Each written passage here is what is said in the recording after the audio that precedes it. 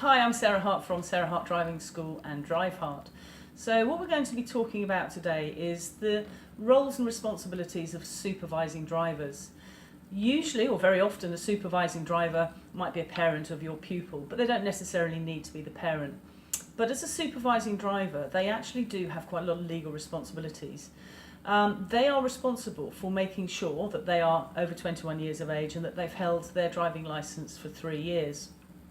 Apart from that, the role of the supervising driver is that they have to make sure that the car is insured for the pupil to be driving.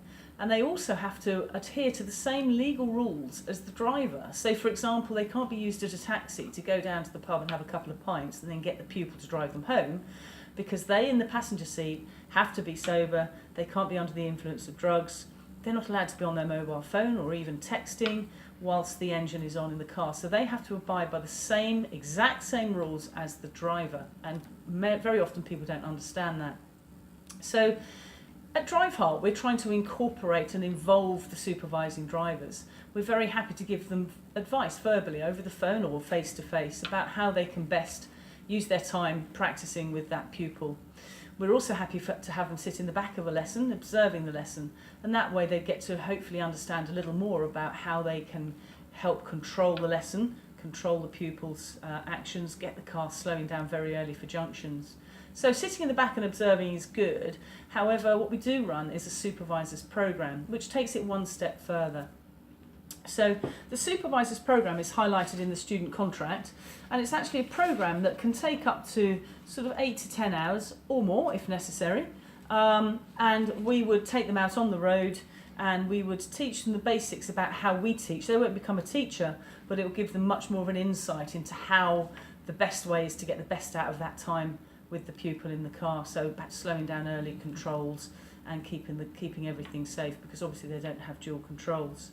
The other thing that we do is we have a learner log here. So when a pupil has private practice, we ask them to report the private practice that they've done, make any notes, and anything that's gone wrong or points for discussion are noted down there, and then we can discuss them in the next lesson. So that is the learning log. This, of course, is in conjunction with the staff sheet, where we keep control, or we keep the feedback after every lesson, and we keep notes on what progress is being made by the pupil, and that is also replicated on our software that all of our instructors have. So basically, the other thing that we do, when we've delivered a lesson, we will email to our pupils after that lesson the basic notes, the student revision pack about that subject. And in the first page of the student revision pack, we actually have a private practice challenge. And that's where we actually ask the supervising drivers or the parents to actually Q&A the pupils, give them a quiz about their knowledge of the subject that they've just learnt. And of course all the knowledge is down there, so that will again help increase the learning from the supervisor. It's quite possible that the supervisor hasn't had a driving test for 20, 30 years perhaps, so their knowledge might be a little bit out of date. So it's helping the supervising driver actually bring their skills and knowledge up to date, and it also really does consolidate the learning that that pupil has had in their lesson. And then of course the opening for the next lesson would be to discuss what they've done with their supervising driver.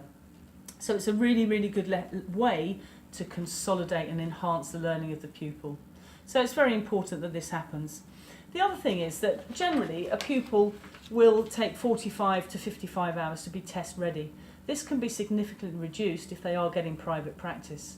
So the private practice is really essential, but it's got to be good quality private practice, and it's got to be taken in all seriousness, and people do have legal responsibilities. But that's it. Private practice is key to helping that pupil along.